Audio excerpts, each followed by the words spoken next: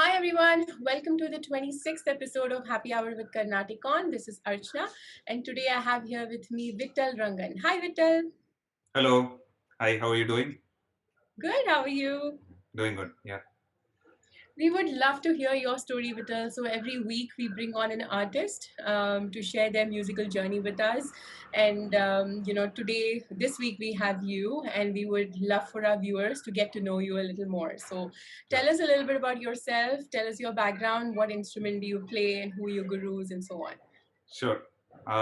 So first of all, thank you, Archana, and your entire team for having me here. It's an absolute pleasure to be talking with you. Uh, Likewise. yeah. And I'm Vittal Rangan, Carnatic violinist, uh, originally based out of Bangalore, but now in Chennai. Uh, so as the saying goes, it goes without saying that the parents would be the first guru. So my mom was my first guru, Srimati Chitra Bilvam. She herself is an A grade artist of the All India Radio, and she has performed in several places.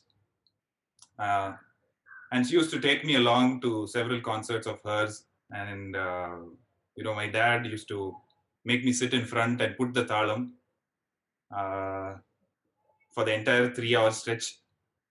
So it began like that, and I somehow picked up the harmonium in the beginning.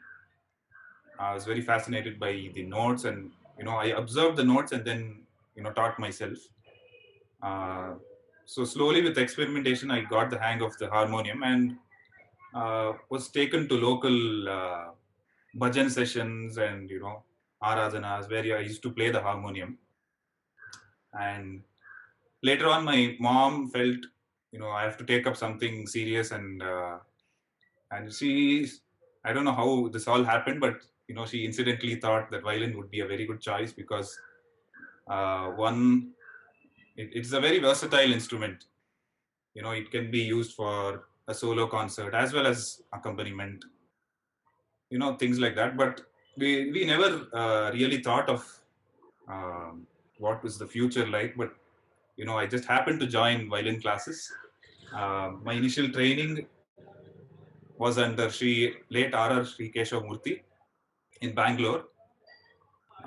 Later on, uh, and currently I learn under Kalai Mamani, sorry, Sangeeta Kalanidhi, Padma Shri Kumari Kanyakumari Madam. Uh, so I happened to watch her performance.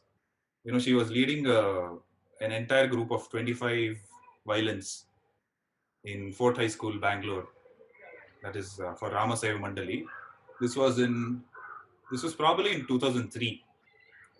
Uh, so I was enthralled by by her performance. The ease at which she plays, and how she leads everyone, things like that. And I've also been to several concerts of hers, solo concerts and accompaniment as well. So I was very interested in joining her. It was my dream, and my mother's friend, one Mrs. Maladi Jayashree, uh, she introduced me to Kanyakumari Madam when she visited Bangalore for a concert. And then I remember the first song that I played before her was Vatapi Ganapatim, and it was quite horrendous to hear. so so she was wondering as to how she could take me as a disciple, and my style was very different way back then. So she said, okay, பரவாயில்ல இப்போதைக்கு வரலாம், எப்படி எப்படி போகுதுன்னு பார்க்கலாம் அப்படின்னு தான் சொன்னா. And then yeah, there was an intense 2 months of training, in Madras itself. I went there during the summer holidays, and continuously was under her guidance and supervision. As opposed to classes once a week where you lose the continuity. So that foundation is very important, right? So to build the exact style and playing. Uh, yeah, those 2 months were very intense, and that laid the foundation of my playing later on. And I also used to have regular classes when she visited Bangalore, and or I used to go to Chennai frequently for the December season or summer holidays. Uh, so from then on, there's been no turning back. So it has been a wonderful journey. I still continue to learn so many lessons from her, not only in music but also in life. In fact, I'm blessed to have my first international tour with her. Like, I supported her on violin. I Where did you accompanied go? her. I accompanied her to the US. So that was in 2019. It was my first US tour, covering around 9 cities. So I Where all considered did you play, Vittal? I played in starting with Washington D.C., Atlanta, Dallas, Houston, uh, New Jersey, Seattle, and Portland. Yeah, I don't know if I listed all the cities, but yeah. So Nice. What was the weather like when you went to all these cities? Was it I cold? went. It was pretty cold. Yeah, I went in the month of September. So I think Texas was a little warm compared to the rest of the cities. Uh, yeah, but otherwise it was pleasant. And This you year, know, Texas has also had some unpredictable weather. yeah, it did. Yeah, But if you're saying September is cold, then you should visit New Jersey in December or Jan. looking It's a forward whole to it. different level of cold. Yeah, Yeah, Tondelang Kadino, you cannot, if you're a vocalist, you just cannot sing. yeah, exactly. So I think it's Nice, fine nice, for me, but wonderful. except when the fingers get, shivering and stuff. Yeah, Autumn, yeah, Gamakams will be like it'll come on its own, yeah, on its own. on its own. Yeah. Very cool. So then, in summary, how long have you been learning? Like, how many years have you been learning the instrument for? And you Uh, continue to learn, right? yeah. So it's almost been like close to 2 decades, like 20 years. 2 decades. How? Oh wow! You don't So even yeah, look that old, Vittal. You've been learning for 20 years. yeah. Uh, the time Nice. since I started learning the violin, so from that time to Yeah, now. I think that seems to be like the average age of most of the artists that we speak to. They start at the age of Mm. 5 or 6. That's when they Mm. start getting introduced to this art form and they start taking it seriously. And so many people have been learning for 20, 25 years now, and this is incredible, Yeah, right? To be so passionate about this one particular art form for 20 years is it's a big deal. yeah. And also, sandwiching academics in between was like a challenge. So I'm a CA, by the way. Just forgot to mention. So chartered accountant, and yeah, I did all my studies in Bangalore. So that managing all those was literally a challenge, but it was definitely worth it, worth the pain, and yeah. So So now currently working with a firm in Chennai uh, on a part-time basis you're currently working as a CPA in a firm as and you're a also pursuing. also pursuing. Yeah, so Yes. mostly I'm into music, but that's just a part-time job. So yeah, so they're pretty flexible with concerts and all of that. This is very interesting, So a lot of people we speak to, they are full-time musicians. Some of them were homeschooled. Some of them, have a full-time job and they pursue this on the side. And with you, it's like the reverse. So you're pursuing this full-time and you have a part-time job. So Right. many different ways of juggling these two, career options, right? Which is pretty cool. So have you or would you consider going full time into music? Yeah, I think that's where I'm heading towards in the long term. So yeah, I'm just seeing where it takes me along. Uh, yeah, by God's grace, everything is fine now. Like, I'm able to manage both. What's your parents' reaction to it? CPLM Padichu, do you again want to give it up and be a musician? Are they going to be mad at you or are they very supportive? uh, yeah, initially they were like, you have to be at a full-time job, have a fixed salary per month, that gives you a kind of security and all those the usual lingo. So regular lecture, 9 to 5, government job, safety, security, right? yeah, and nowadays I'm sure there's no 9 to 5 job. I think it's 9 to next day morning 5. Well, yes, So for I think most of us, and I've heard from some musicians, and and even their schedules have been quite crazy because yeah, they work with global global musicians, and they're working across time zones and all that, right? So I yeah, think we're all time is just it's just a concept, it's very yeah, abstract right now. We're all in yeah, some yeah. And I should nice, say, nice, awesome. music, music as such is keeping me sane during all these times. Yeah. So All of us. I think yeah, pandemic or no pandemic, music has always been sort of like a way for us to sometimes it's an escape mechanism, sometimes it's a coping yeah, mechanism, but it's always yeah, been like an integral part of so many of our lives, right? So that's awesome. definitely. Awesome. So what are some of the interesting or notable musicians you've worked with in this space? So I've played for a lot of musicians. You know, around 4 generations of musicians, stalwarts, upcoming musicians, and my close friends. So some of them, notable. I may miss out few of them, but yeah. So T.M. Krishna, Sanjay Subramaniam, Ranjani Gayatri, Abhishek, Abhishek Raghuram, Sashank Subramaniam, uh, and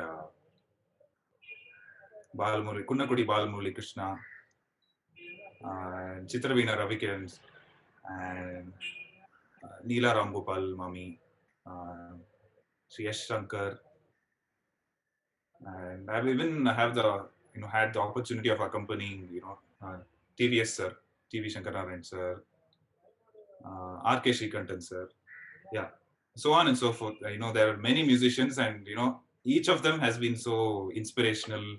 And every time I sit with them on stage, it's a revelation. I learn something. I take away home something uh, from each concert. So I think I should just say I'm blessed and fortunate to be playing along with them, yeah, and learning continuously.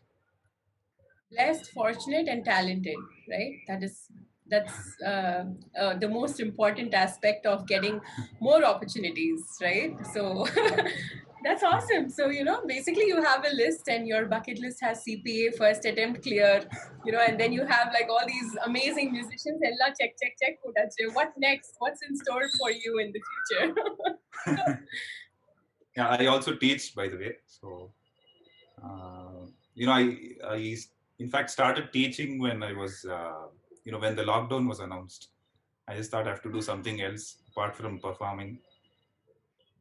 I was thinking to myself, how the concert scene would be in the future and stuff. And, I just started randomly teaching, and now I have a good number of students. So, yeah, all this is keeping me kind of busy, and a few recordings here and there, and concerts. Very, very few live concerts, yeah, happening around. Yeah. Hmm. Okay, nice. So, is this your first teaching experience? You've not taught before the pandemic, is it? I have, but to a very limited number of people, like 2 or 3 people. Hmm. But that wasn't very continuous or regular. So, teaching has been a wonderful experience to me. That's where I think the most of learning happens. When you're able to break down every composition into a layman's terms. The very minute details, like which gamakam to play, and what kala pramanam to execute, and all those things.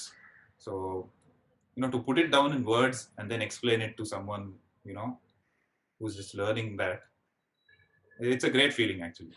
So, This is, yeah, I totally understand. Like, I was talking to some other person, on one of our interviews, and he said he's around the same age as you, and he said, I'm too young to teach, so I don't think I'm going to be a good teacher, and that is when we talked about it, and we said, like, at CarnaticON, the youngest instructor is around, 15 years old, now probably a little older. wow. Okay. But yeah, I mean, I think the goal is to replace, I keep joking about this, to replace all the McDonald's and Starbucks jobs with CarnaticON jobs, because because this is their Oh, yeah. passion. This is something that, their parents want them to do. They want to pursue.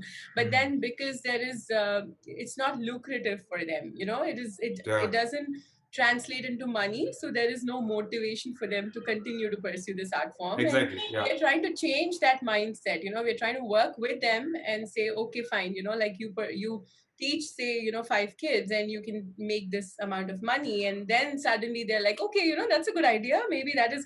And that also helps them with practice, so every week they're looking forward to it, because they teach students, and at the same time they're also gaining a lot of knowledge, right, in the exactly. process. Yeah, yeah. So So a awesome. lot Yeah, of I'm learning. glad. Lot of learning, that's Yeah. important. That is super important. So in terms of your projects, do you have any awesome, interesting upcoming projects that you want to talk about? Upcoming projects, not really thought of anything right now, but planning to Concerts, anything? planning to think of some very new concepts, but it's still at a very formative stage. So yeah, I don't know when I'll be executing those ideas. Yeah. So It's yeah, good. It's important to keep going and keep being creative within this space, otherwise it gets a little boring, right? yeah. So in fact, Cool. one of my early projects in when the lockdown was announced was with Ritvik Raja, singer Ritvik Raja, and Sumesh Narayan Mridangam. So we did an album called it's just called hashtag WFH, hashtag work from home. Okay. W So Sonone, I was like, okay, what is it going to be? so Nice, nice, sweet. that is pretty exciting.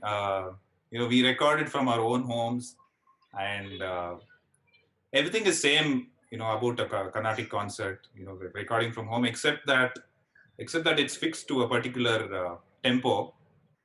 You have to listen to the click, and also the bars are fixed. For example, uh, during the swaram, Kalpana swarams, Mm. so he had to leave a specific number of bars, for me to fill up those during my turn of the Mm-hmm. Kalpana swarams. So that was like, I had to fit in that, that whatever I play swarams. That was really a challenge because in a concert you just tend to go along with the flow, but you have to restrict yourself within the bar and stuff like that. Uh, and when the audio was released, it was like mind blowing. We recorded it from our own setups, respectively from our own homes. I have a small studio setup, and so it was mixed and mastered by Aditya, MT Aditya, and then it was sounding very good. You know, uh, very close to a Carnatic concert, live concert. But somehow I miss that feel, the live concert feel. It's always there because of the energy that the audience feeds off onto you and the kind of chemistry that's going on between the artists.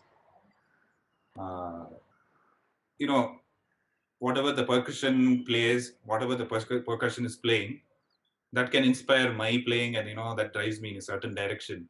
And likewise, so all those elements were missing in all those recordings.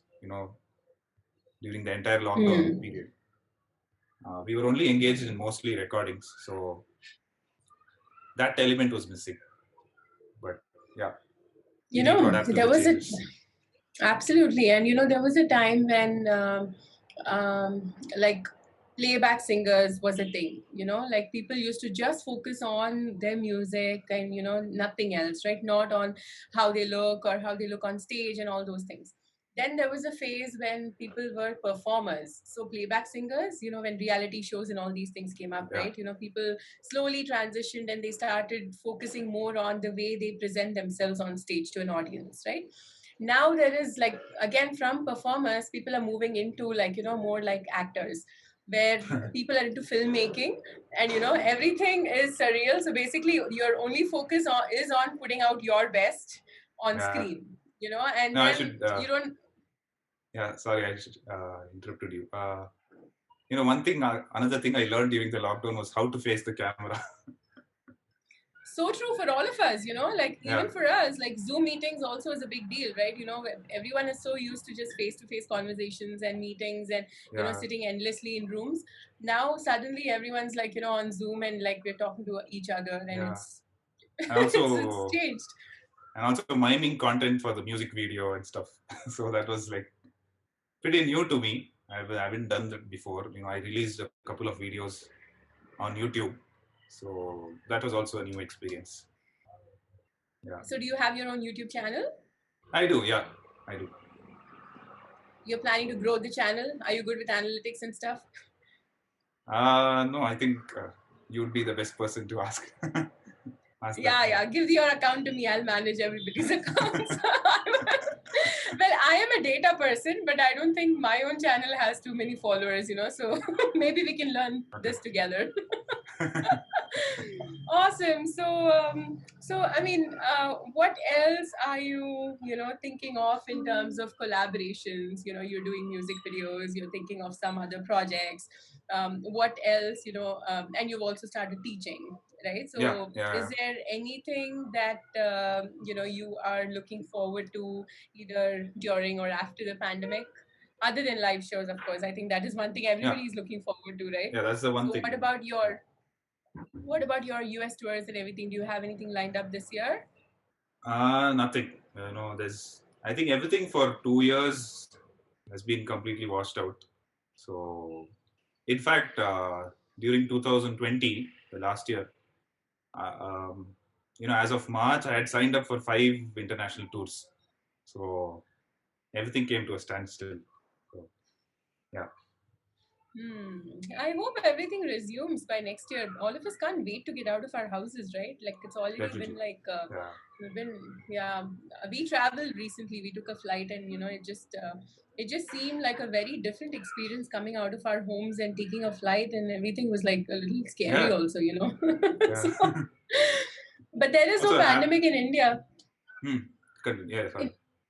In India, like, it's not as bad, because I think people are still walking around. They're doing a lot of, activities. The US is a little conservative that way because, people are still staying indoors and they're being a little more cautious. Now with vaccinations, hopefully that is going to change everywhere. Hmm, But hmm. India is pretty chill. Yeah, it's good. Yeah. So in fact, performing after so many days in before a live audience. During the December season, there were few live performances that were conducted. For example, for the Bharati Vidya Bhavan and uh, Sudhanda Lahari. There are few organizations which um, had these concerts with COVID protocols, with all these measures, hand sanitization and everyone, all the audience members were wearing masks. And suddenly to perform in front of a live audience was kind of intimidating. Right. I've After so been, long, yeah. yeah, been so out of touch. So yeah, but for the initial period, and then yeah, it's slowly starting to pick up. Now it's Hmm. getting better definitely, but yeah, How was the who knows? audience turnout? Are people coming to shows? Uh, yeah, well, people are coming, but not as much as before, obviously. But I think um, they're just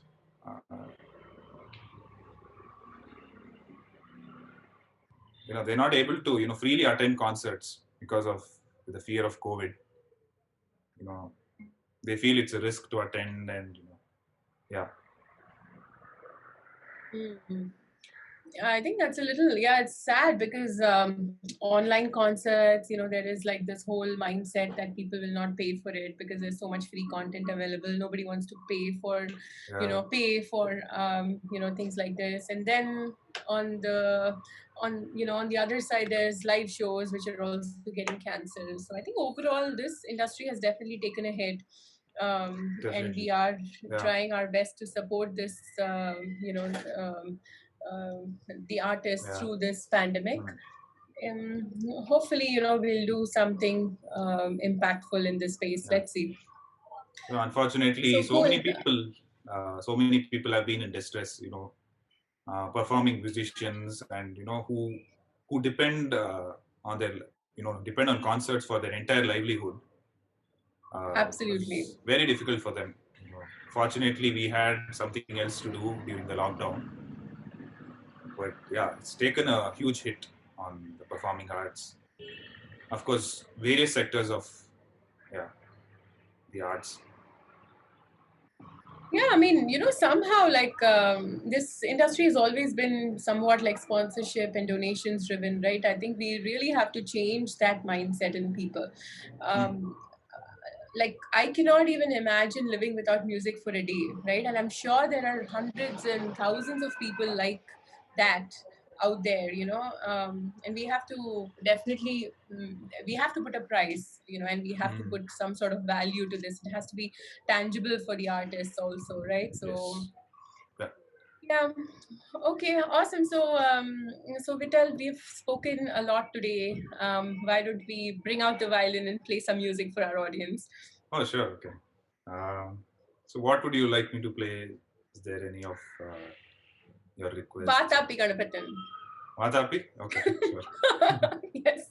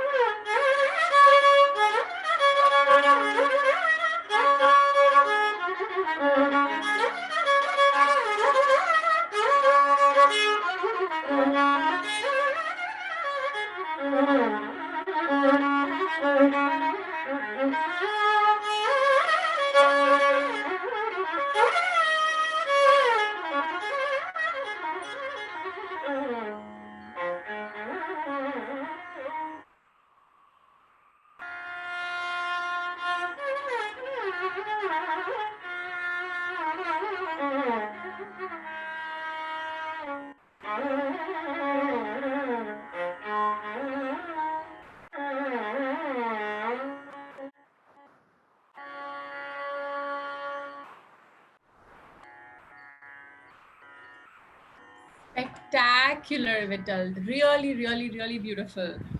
You know, நிஜமாவே வந்து first role உட்கார்ந்து கச்சேரி கேட்ட மாதிரி இருந்தது. So, you know, some people say energy is missing. Yes, agreed. But you know, even though this is Zoom, I can still very much feel those, you know, vibes and that energy coming right through. This is just incredible. Thank you. Awesome. You know, keep up the good work. And I'm Thank you so so glad our generation has abundant talent, you know, so I don't think Carnatic music is going anywhere. You know, it is here to stay. No, all credit goes to the gurus and mentors who have taught me. Yeah. Absolutely, absolutely. So thank you so much for your performance today, Vittal. I hope you know, our audience is listening and enjoying this. So is there anything you want to say to, to our audience today? Any last words? So it's been wonderful talking to you guys. So thanks a lot for having me. Uh, it's been so many days since I gave an interview. So yeah, That's awesome. So thank you so much again, Vittal, for your time today. It was lovely speaking with you as well. And for all of you watching, we'll see you next week with another artist. Thank you. Bye, yeah. Vittal. Bye. See you. Bye.